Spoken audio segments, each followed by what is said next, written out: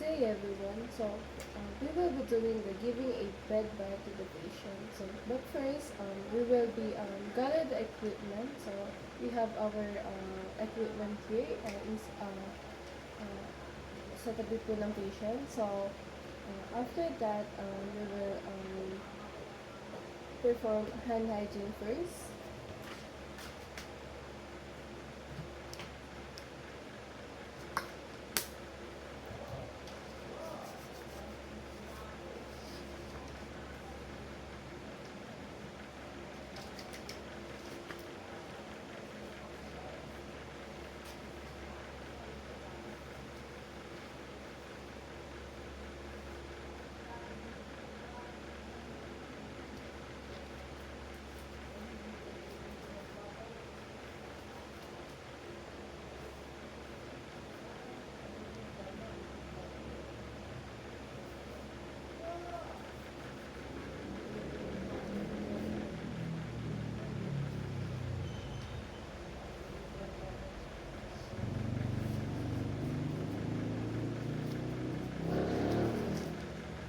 After that, we will identify the patient and explain it. So, ma'am, good day, ma'am. I am on your side. May I know your name? Okay, ma'am Mary. May I know your birthday? Okay, ma'am. May I see your ID number?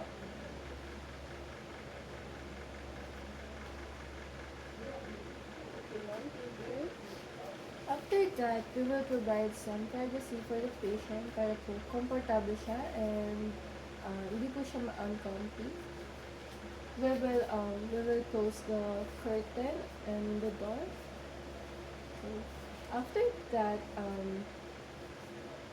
next is we will after that we have a towel here, which is the top bed blanket na i-cover po natin sa patient.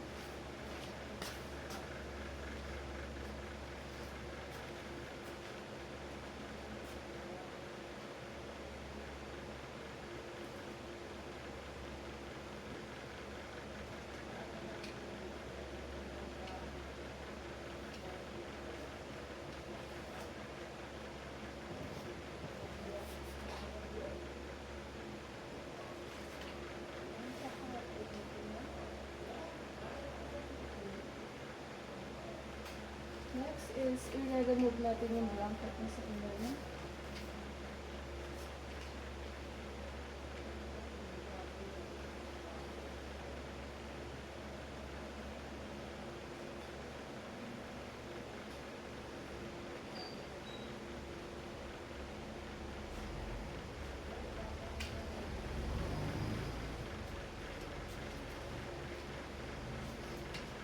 After that, we will remove the gown of the patient. So, ma'am, pwede ko po bang tagalin yung belt niya?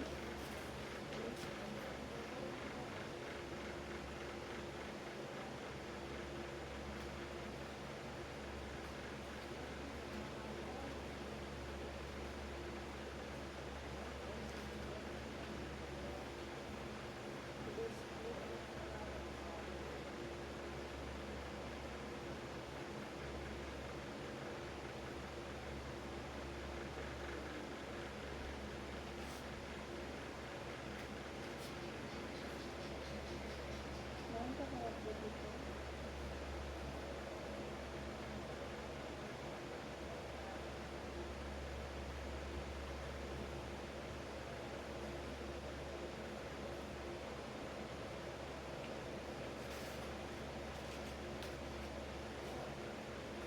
Ensure po natin na hindi po makikita yung body part ng patient natin.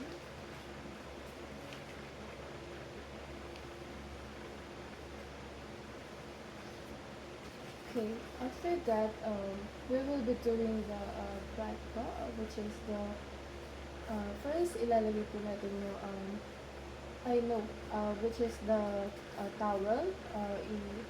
I-ano po natin yung eyes niya, pupunasan, i-give po natin siya ng thread back. First, using the towel po, iawin po natin siya sa warm water. which is itatas po natin siya sa elbow, na hindi po, not too cold, not too warm, but yung sakto lang po siya sa patient and hindi po siya masasaktan. So, this is our towel. So, i-add po natin siya sa water.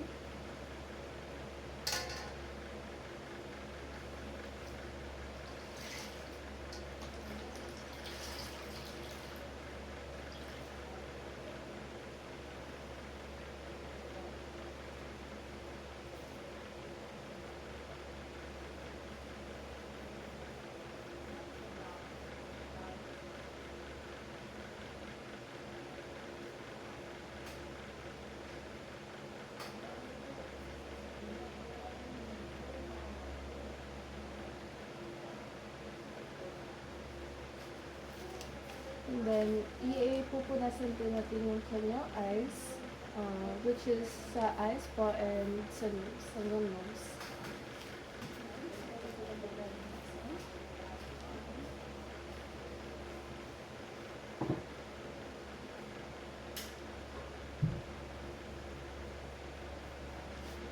Okay, ma'am. Next po, we will wash the the face and neck and ears po.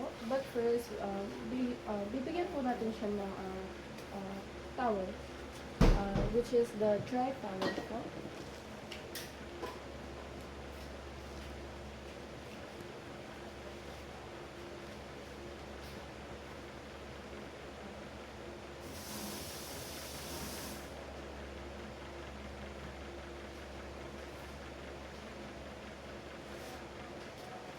And ilalagay po natin yung towel yung under ng kanyang head. Tatanggalin din po natin yung kanyang mga pillow.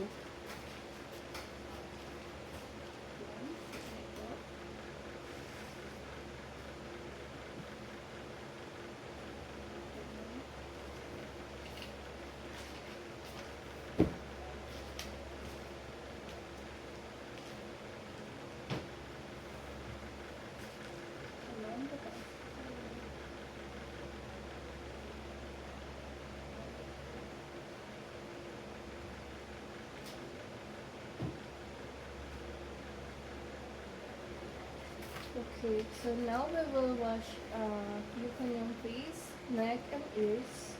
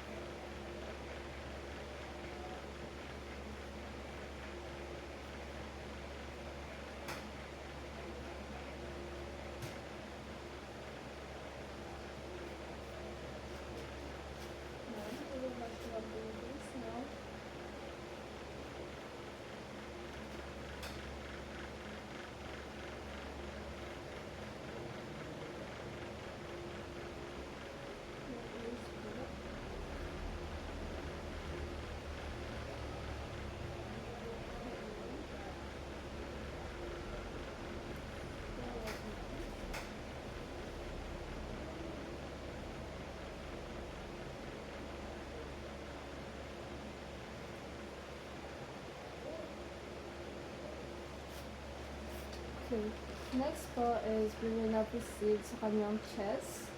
But before that, nalagyan natin yung towels na natin.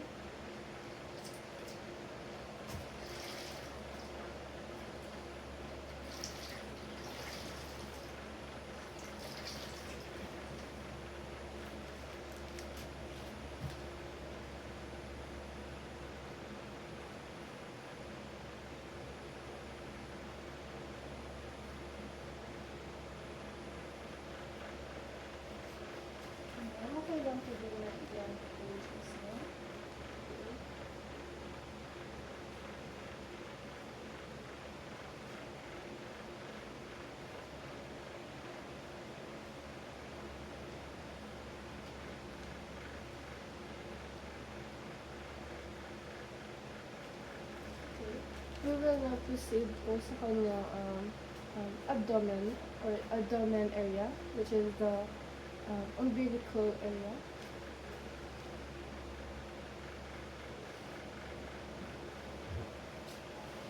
But before that po pala, we will dry the chest area po.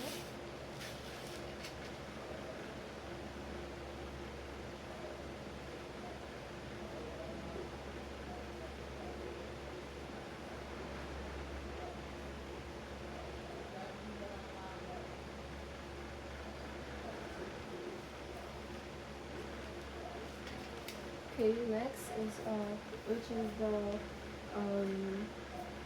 abdomen area. But we will lower the top blanket back po. Ibababa ko lang po.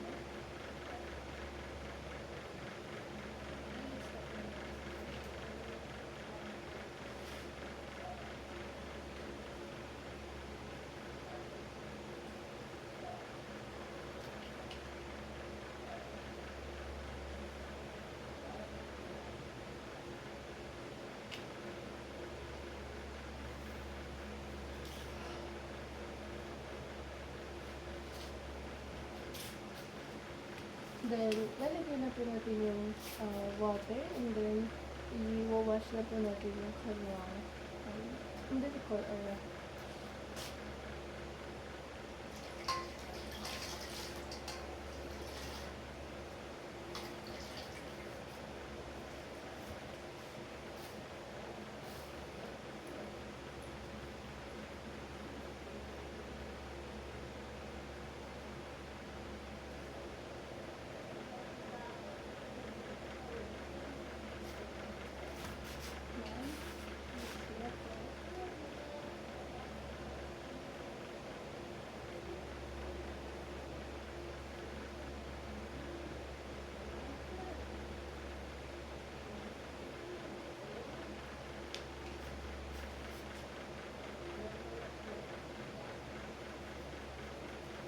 Then, i-dry po natin siya.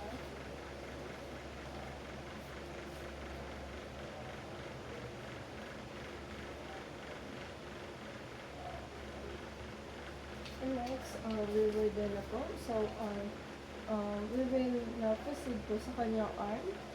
So, papalabas lang po natin yan and then, i-wash na po natin. So, papalabas po.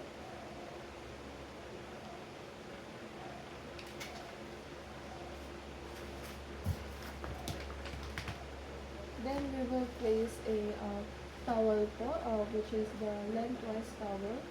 Then, ilalagay lang po natin yan sa kanyang ilalim ng kanyang kamay.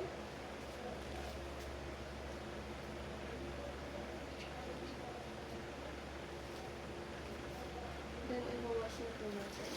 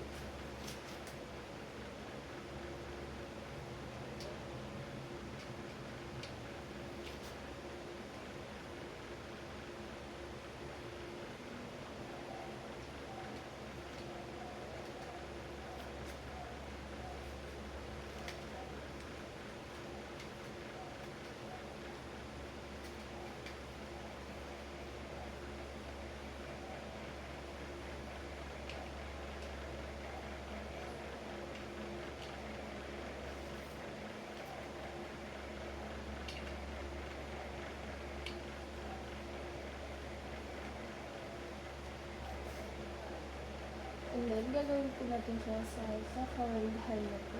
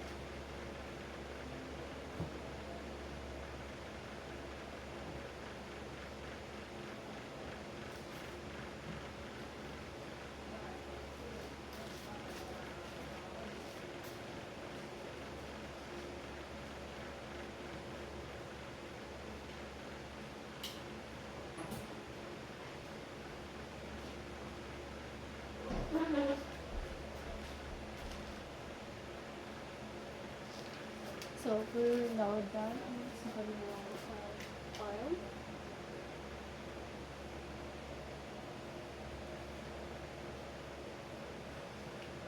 So, next po is our legs.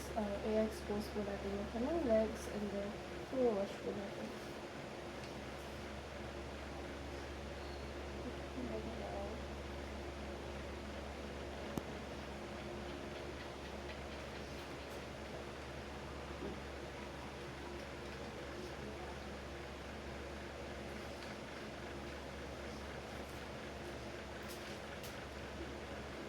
Then, i-place po natin ulit sa ilalim.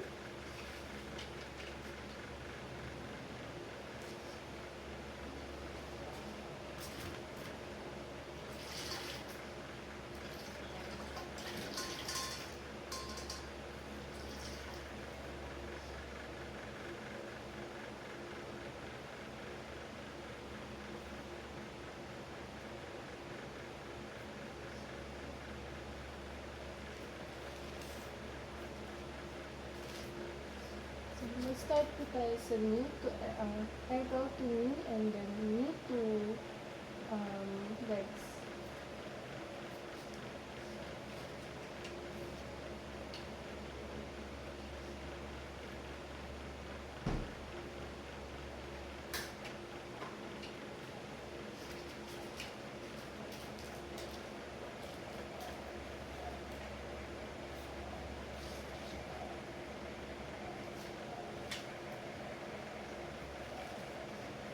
Ulit na po natin siya.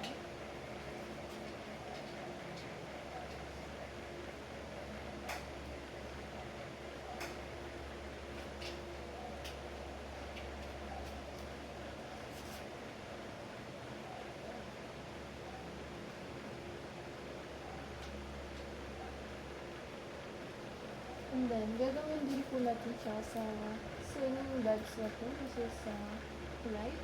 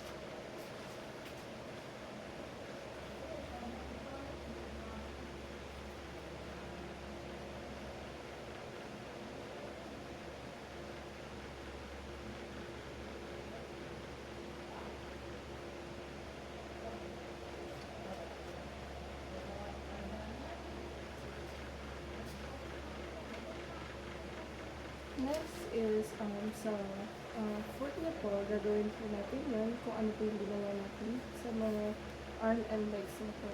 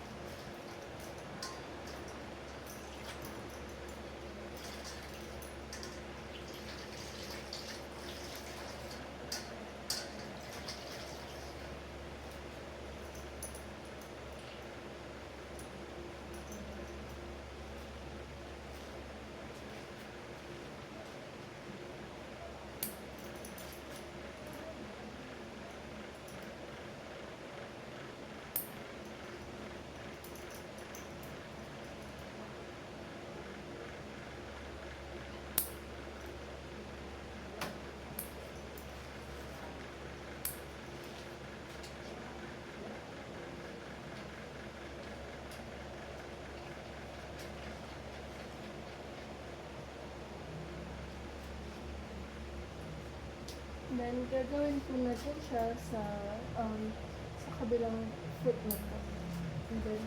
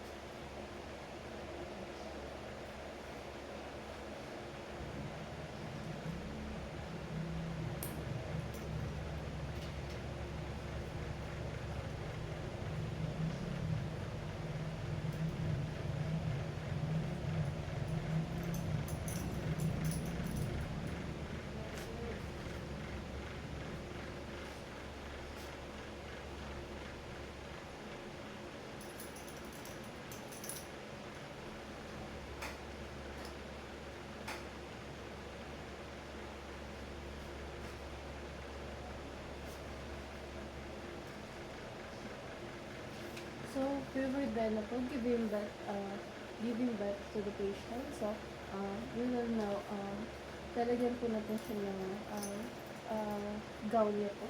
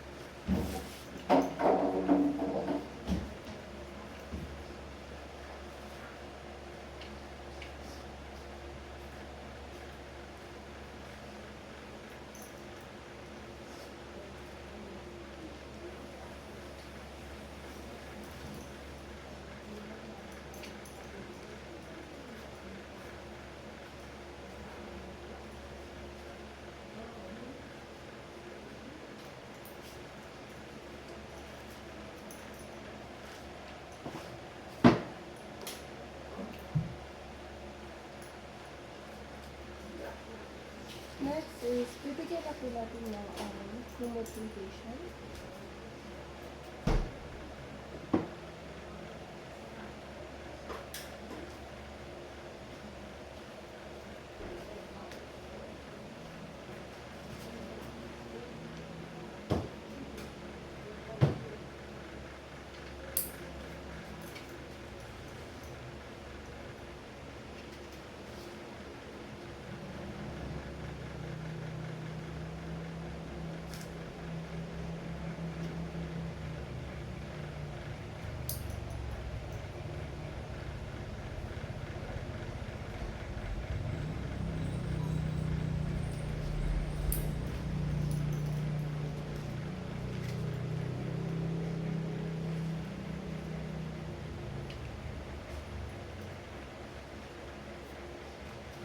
So we will now done.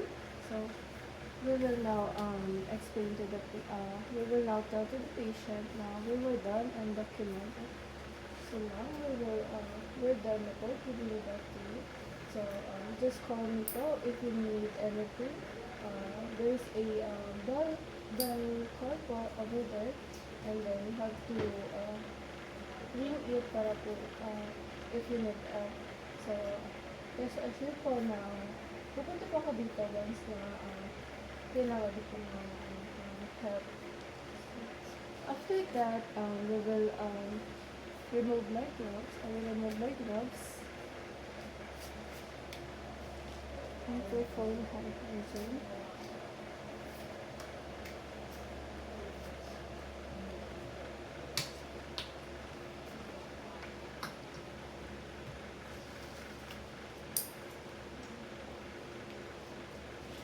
that, yung mga hindi na kailangan na ginamit natin, i-dispose din natin siya sa trash bin.